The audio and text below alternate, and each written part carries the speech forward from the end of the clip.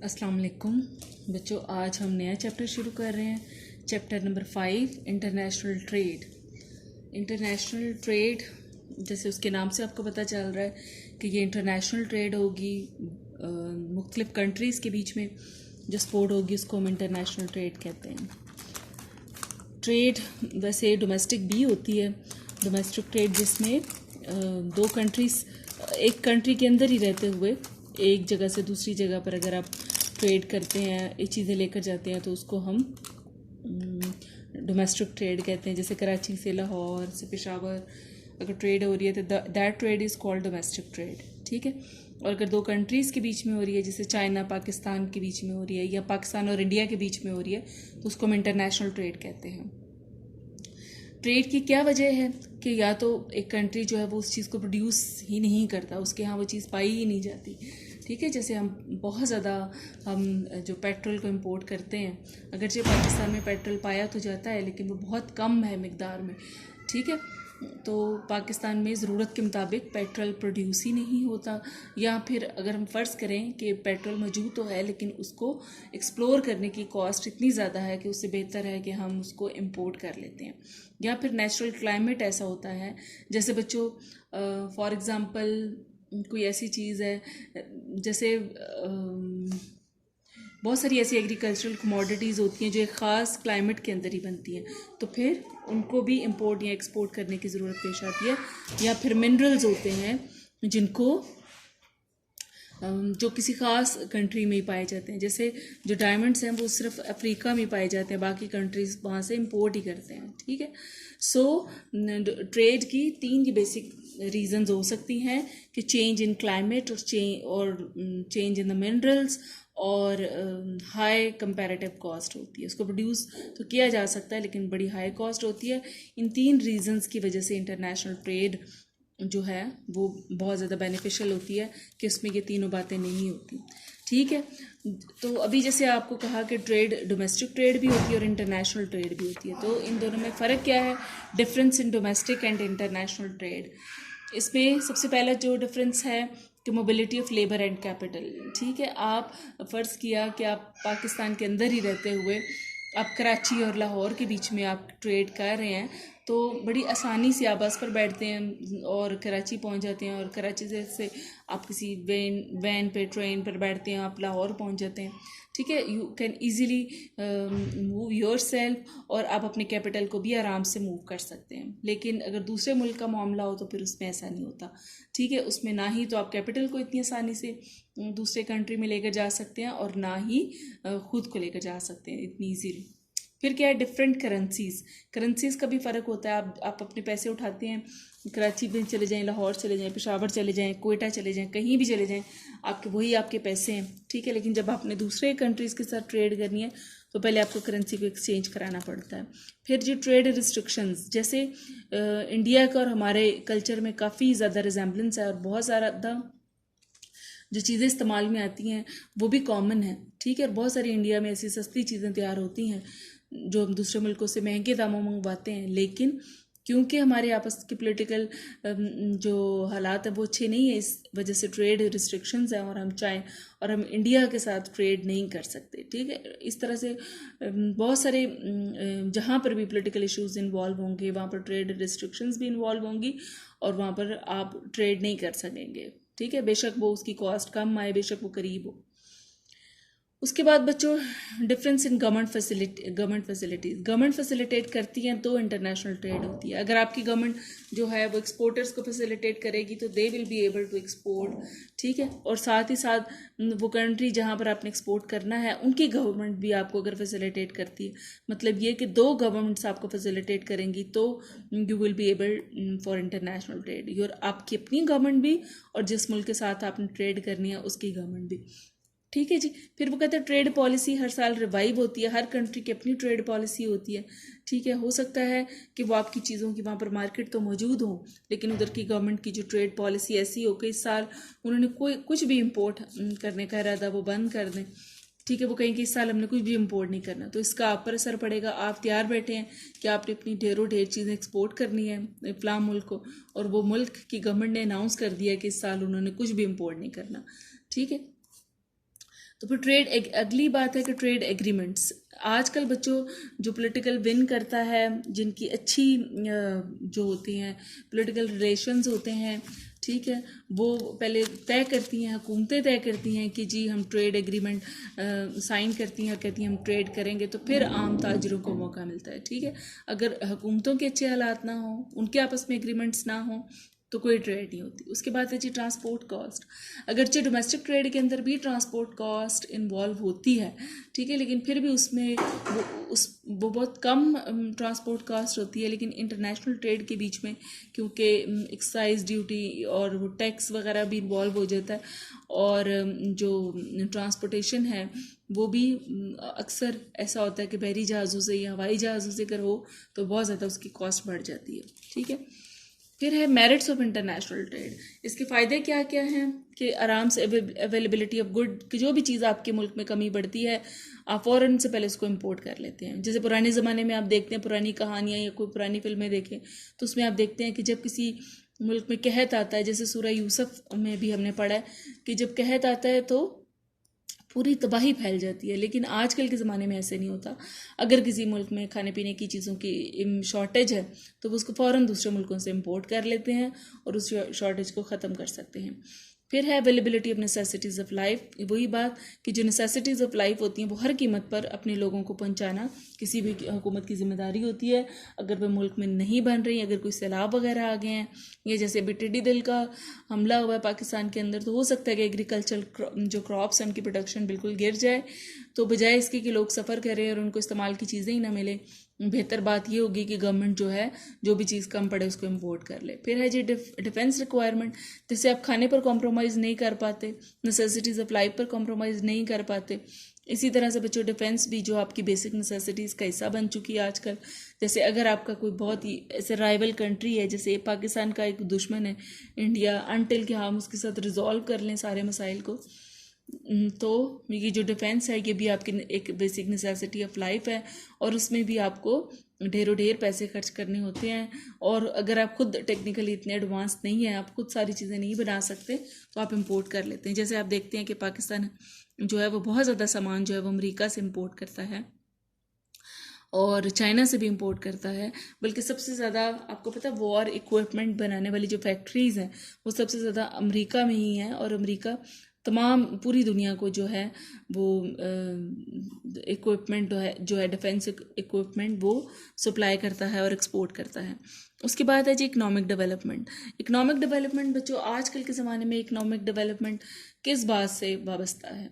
आज के ज़माने में वही कंट्री डेवलप करता है जो टेक्निकली एडवांस है, जो मॉडर्न है, जो नई चीज़ों को जल्दी एक्सेप्ट कर लेता है, जो अपने मुल्क में जल्दी टेक्नोलॉजी को ले आता है, जो जल्दी कैपिटलाइजेशन को ले आता है, जो जल्दी इंडस्ट्रियलाइजेशन को अडॉप्ट कर लेता है, वही इकोनॉमिकली डेवलप्ड है। तो अगर आप सोचें कि अगर ट्रेड को बिल्कुल आप क्लोज कर दें, तो जैसे पाकिस्तान जैसे जो मुल्क है जो खुद तो टेक्नोलॉजी में कुछ भी नहीं करते, और अगर वो तो वो उनके पास लेकिन ये ऑप्शन मौजूद है कि वो दूसरे कंट्री से एडवांस टेक्नोलॉजी को इंपोर्ट करें, अपने यहाँ फैक्ट्रीज लगाएं और जो है वो चीज़ों की प्रोडक्शन शुरू करते हैं। ठीक है, लेकिन आप सोचें कि अगर ये भी ऑप्शन मौजूद ना हो कि आप कोई भी मशीनरी इंपोर्ट नहीं कर सकते, तो फिर आप कैसे डेवलप्ड होंगे? आप तो फिर वही कि अगर जैसे स्टोन एज में चले जाएंगे। हमारे मुल्क में तो जिस तरह की बच्चों सिचुएशन है आप देख रहे हैं, मोबाइल्स कितनी मतलब अब कॉमन है, एक एक बंदे के पास मोबाइल है, लेकिन अभी भी सारे के सारे जो हैं वो हार्डली कोई पाकिस्तान में बनते हैं और सारे के सारे इम्पोर्टेड ही। कंप्यूटर्स हैं, लैपटॉप्स हैं। अब आजकल की दुनिया जो है वो सारी IT बेस्ड वर्ल्ड है, लेकिन पाकिस्तान के अंदर जो है they are not produced even. हम सारे की सारी चीज़ें इंपोर्ट करते हैं, और अगर आप ये सोचें कि अगर इनको इंपोर्ट करने की भी इजाज़त ना हो तो हम तो बिल्कुल ही मतलब IT से तो बिल्कुल ही फिर महरूम ही रह जाए। उसके बाद क्या है फ्रेंडली रिलेशंस। जिस मुल्क के साथ आपके ट्रेड रिलेशंस डेवलप होते हैं, तो क्योंकि ट्रेड के बीच में दोनों मुल्कों का फ़ायदा होता है, और जो इंटरनेशनल जो दोस्तियाँ होती हैं they are very much related to interest, common interest. तो जहाँ पर आपके ट्रेड रिलेशंस होंगे उनके साथ पॉलिटिकल रिलेशंस भी अच्छे हो जाएंगे। नेक्स्ट क्या है जी, चीपर गुड अवेलेबिलिटी। ठीक है, कि आपको अगर आपके अपने मुल्क के अंदर जैसे महंगी आप टेक्निकली बहुत ज़्यादा एडवांस नहीं है, चीज़ों को बहुत कॉस्ट इफेक्टिव तरीके से पैदा नहीं कर पाते, तो दूसरे मुल्कों से आपको सस्ती चीज़ें मिल जाती हैं। ठीक है, जैसे आप बच्चों बाज़ारों के अंदर देखते हैं कि आप चाइनीज़ प्रोडक्ट्स जो हैं they are very much cheaper. ठीक है, सो आपको चीपर जो गुड्स हैं वो आराम से मिल जाती हैं। उसके बाद क्या है, compatibility between demand and supply. अगर आपके मुल्क के अंदर किसी वजह से सप्लाई, आपने खुद बहुत ज़्यादा प्रोडक्शन कर ली है, आपकी जो टेक्सटाइल मिल्स हैं उन्होंने ढेरों ढेर कॉटन तैयार कर ली है, लेकिन उसके अकॉर्डिंगली अगर डिमांड नहीं है, तो अगर आप सारी की सारी चीज़ें मार्केट में ले आएंगे, there is no demand but there is lot of supply, the price will decrease and your producer will suffer a lot. तो उससे बेहतर ये है कि आप ओवर प्रोडक्शन क्रिएट करने की बजाय अपनी जो ओवर प्रोडक्शन है आप उसको दूसरे कंट्रीज़ को एक्सपोर्ट कर दें। उससे ये क्या होगा कि आपकी जो प्रोडक्ट है उसकी कीमत नहीं गिरेगी, उसका प्रोड्यूसर सफ़र नहीं करेगा। ठीक है, और इसी तरह से अगर डिमांड ज़्यादा है तो फिर आप क्या करते हैं, अगर आपने इंटरफेरेंस ना की, अगर आपने इंटरनेशनल ट्रेड का सहारा ना लिया, तो जो एक्सेसिव डिमांड होती है वो प्राइसेस को अपवर्ड जो है वो पुश करेगी, और प्राइसेस के बढ़ने के नतीजे में डिमांड बढ़ने की वजह से प्राइसेस भी बढ़ जाएंगी और आपका कंज्यूमर सफ़र करेगा। ठीक है, लेकिन अगर आप इंटरनेशनल ट्रेड का सहारा लेते हैं तो अगर सप्लाई ज़्यादा हो जाती है आप उसको एक्सपोर्ट कर देंगे, और इस तरह से आप अपने प्रोड्यूसर की सफरिंग को कम कर सकते हैं। और अगर डिमांड ज़्यादा होगी तो आप चीज़ों को इंपोर्ट कर लेंगे, उससे क्या होगा कि प्राइस को आप कंट्रोल कर लेंगे और आप अपने कंज्यूमर की सफरिंग को रोक सकते हैं। उसके बाद है जी सोशल एंड कल्चरल एक्सचेंज। ठीक है, मतलब अब आप जैसे अब कहते हैं कि जी दुनिया ग्लोबल विलेज बन चुकी है। क्यों ग्लोबल विलेज बन चुकी है? जब आपके किसी के साथ ट्रेड रिलेशंस होते हैं तो वो वहाँ का कल्चर भी आता है, उधर के ड्रेसिंग, उधर के जो है वो बाकी जो इस्तेमाल की चीज़ें हैं वो भी हमारे कल्चर का हिस्सा बन जाती हैं। ठीक है, जैसे आप देखें कि अब जैसे यूरोप है, अमेरिका है, वेस्ट है, वो ना सिर्फ वो इकोनॉमिकली और टेक्निकली वो रूल कर रहे हैं दुनिया को, बल्कि उनका कल्चर, उनकी सोसाइटी वो भी रूल कर रहा है, उनकी लैंग्वेज भी रूल कर रही है। ठीक है, उसके बाद क्या है, कंट्रोल ऑफ मोनोपलीज, कि अगर आपके अपने कंट्री के अंदर बड़ी बड़ी मोनोपलीज कायम हो जाती हैं, बड़े बड़े जो अमीर लोग हैं वो मिलकर मोनोपली कायम कर लेते हैं और किसी नए मैन्युफैक्चरर को जगह नहीं बनाने देते, तो अगर आप इंपोर्ट एक्सपोर्ट की इजाज़त दे दें और दूसरे मुल्कों से इन चीज़ों को मंगाने लग जाएं तो उनकी मोनोपलीज टूट जाएंगी। फिर क्या है, control of business cycle. Business cycle में क्या होता है बच्चों, पहले भी आपको बार बार बताया जा चुका है कि इस तरह से वेरिएशंस आती हैं, आपकी नेशनल इनकम कभी ऊपर की तरफ जाती है, कभी नीचे की तरफ आती है। ठीक है, तो जब शदीद डिप्रेशन होता है उसमें, और उस दौर के अंदर कि जब आपकी ओवर प्रोडक्शन होती है, डिप्रेशन आता क्यों है बच्चों? डिप्रेशन हमेशा ओवर प्रोडक्शन की वजह से आता है। जैसे यहाँ पर भी आपको कहा कि डिमांड एंड सप्लाई की जब मिसमैनेजमेंट होगी तो डिप्रेशन आएगा। जब आपके मुल्क में सप्लाई ज़्यादा हो, डिमांड कम हो, तो अगर आपने जो ओवर प्रोडक्शन है उसको एक्सपोर्ट ना किया तो आपके यहाँ शदीद डिप्रेशन आ जाएगा। सो डिप्रेशन से बचने का यही नतीजा है कि आप ओवर प्रोडक्शन ना होने दें। जैसे ही कोई ओवर प्रोडक्शन हो, कोई सप्लाई ज़्यादा आपको डिमांड से ज़्यादा नज़र आए, तो आप उसको फ़ौरन उसको एक्सपोर्ट करने का इंतज़ाम करें। ठीक है, इस तरह से आप बिजनेस साइकिल्स को कंट्रोल कर सकते हैं। और जैसे ही आपको डिमांड जो है वो किसी चीज़ की ज़्यादा नज़र आए, अगर आपने इसको चेक ना किया तो प्राइसेस बढ़ जाएंगी और आपकी इकॉनमी जो है वो शदीद जो है वो ऊपर वाली साइड पर जाना शुरू हो जाएगी, उसमें एक इन्फ्लेशन की सिचुएशन क्रिएट होना शुरू हो जाएगी।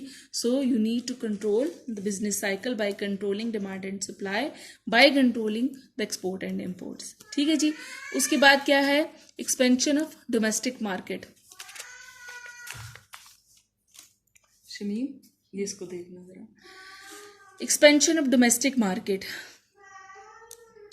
कि आपकी जो मार्केट बड़ी हो जाती है। देखिए, अगर आपको एक्सपोर्ट करने की परमिशन हो, अगर आपको एक्सपोर्ट करने की परमिशन होगी तो आपकी मार्केट जैसे दूसरे मुल्कों तक भी होगी, आप लार्ज स्केल ऑफ प्रोडक्शन को अडॉप्ट कर सकते हैं, आपका मार्केट साइज़ बड़ा होगा। ठीक है, लेकिन अगर आप बिल्कुल आपकी क्लोज्ड इकोनॉमी है तो आपकी मार्केट का साइज़ छोटा होगा, आप लार्ज स्केल ऑफ प्रोडक्शन के तमाम तर फ़ायदों को एंजॉय नहीं कर पाएंगे, आपको थोड़ी अशिया को ही प्रोड्यूस करना पड़ेगा। ठीक है, आपका बिजनेस जो है उसका लेवल कम ही रहेगा। उसके बाद है डीमेरिट्स। डीमेरिट्स क्या है जी इंटरनेशनल ट्रेड के?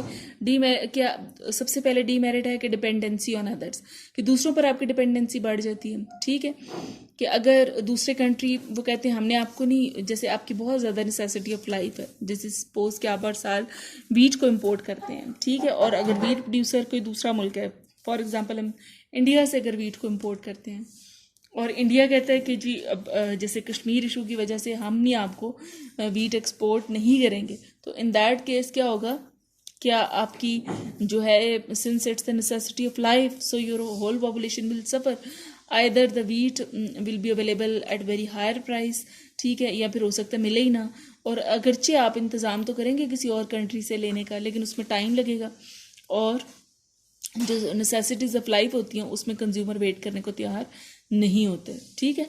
उसके बाद क्या है, north and south rift. North and south rift में क्या था, most of the under developed countries are south used to export good which fetch very low prices in international market such as agriculture goods wheat. वो कहता है कि ये जो south region है ना, ये सारे के सारा जो साउथ रीजन है, इसमें सारे कौन से बेचारे कंट्रीज़ हैं जो हमारे जैसे मुल्क हैं, जो अंडर डेवलप्ड कंट्रीज़ हैं।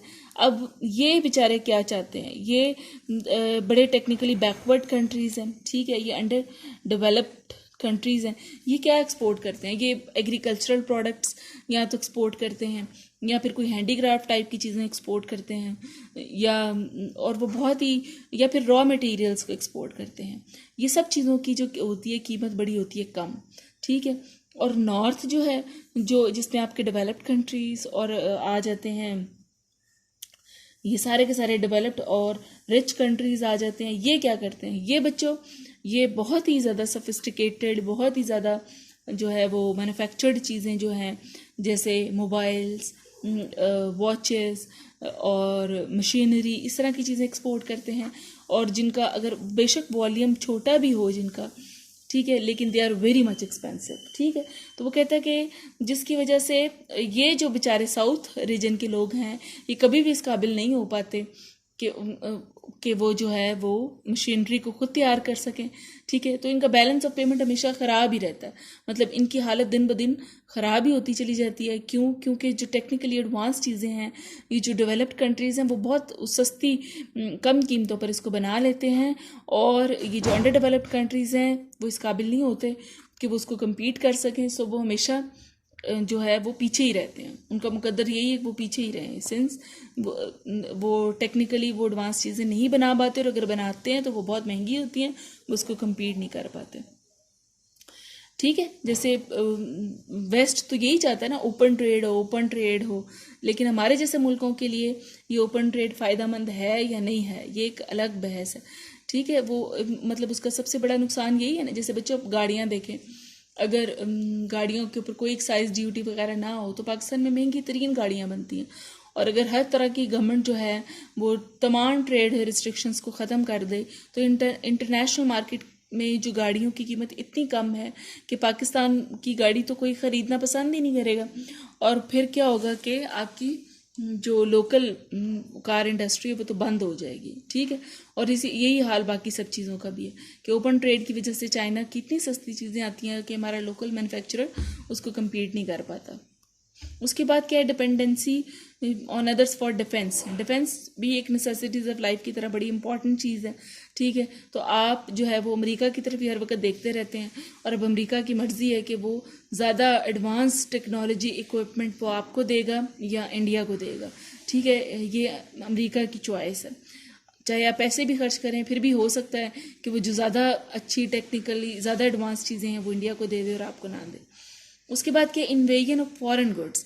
जब आप दूसरे मुल्कों के साथ तिजारत को खोलते हैं तो जो बहुत सारी ऐसी चीज़ें जो आपको पसंद नहीं है, आप नहीं चाहते कि हमारी सोसाइटी में ये चीज़ें हैं, वो भी आने लग जाती हैं, ठीक है। जैसे जितनी भी इमोरल चीज़ें हैं वो हम नहीं चाहते कि हमारी सोसाइटी का हिस्सा बने, लेकिन दूसरे ममालिक के साथ जैसे कि हमारे रिलेशंस हैं तो वो चीज़ें भी जो गैर अखलाकी चीज़ें हैं वो भी हमारे कल्चर का हिस्सा बनती चली जा रही हैं।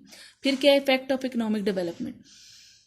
कि इकोनॉमिक डेवलपमेंट पर बुरा ही असर पड़ता है, क्योंकि ओपन ट्रेड उनको हमेशा इनक्रेज करते हैं तमाम इंटरनेशनल इदारे, IMF, वर्ल्ड बैंक और अमेरिका, ये सारे जो मुल्क हैं ये ओपन ट्रेड पर हर वक्त एम्फेसाइज करते हैं।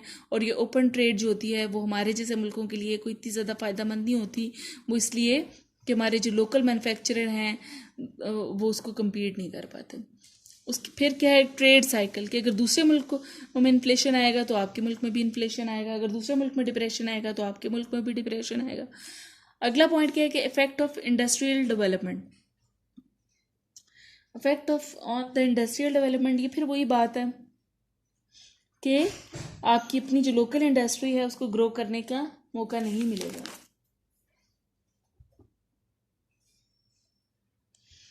फिर क्या है पॉलिटिकल इंटरफेरेंस, पॉलिटिकल इंटरफेरेंस बढ़ जाती है। बच्चों आप जैसे पाक स्टडी की किताबों में हमेशा से पढ़ते चले आए हैं कि जो अंग्रेज़ था वो इंडिया में जो था वो तिजारत करने ही आया था और फिर वो पूरे इंडिया का मालिक बन गया। इसी तरह से भी आप देख रहे हैं कि चाइना के साथ आपके बड़े अच्छे ट्रेड रिलेशंस हैं और वो चाइना बड़ी आपकी हेल्प करता है, लेकिन इन फ्यूचर ये किस तरफ को जाएगी सिचुएशन ये भी मतलब हम कुछ कह नहीं सकते। उसके बाद क्या इलीगल एक्टिविटीज़, जैसे चाइना के साथ बहुत ज़्यादा बच्चों ट्रेड ओपन है हमारी, बहुत सारे चाइनीज़ आपको पाकिस्तान में नज़र आते हैं, तो आपने देखा कि इलीगल एक्टिविटीज़ भी होती हैं। जैसे अब वो आपने देखा कि कराची के अंदर कितनी ATM मशीनें जो थी उनको चाइनीज़ जो थे हैक कर कर उसमें से पैसे निकाल रहे थे। ठीक है, सो जो दूसरे कंट्रीज़ की जो इलीगल एक्टिविटीज़ हैं वो भी आपके मुल्क का हिस्सा बन जाती हैं। ठीक है बच्चों, थैंक यू।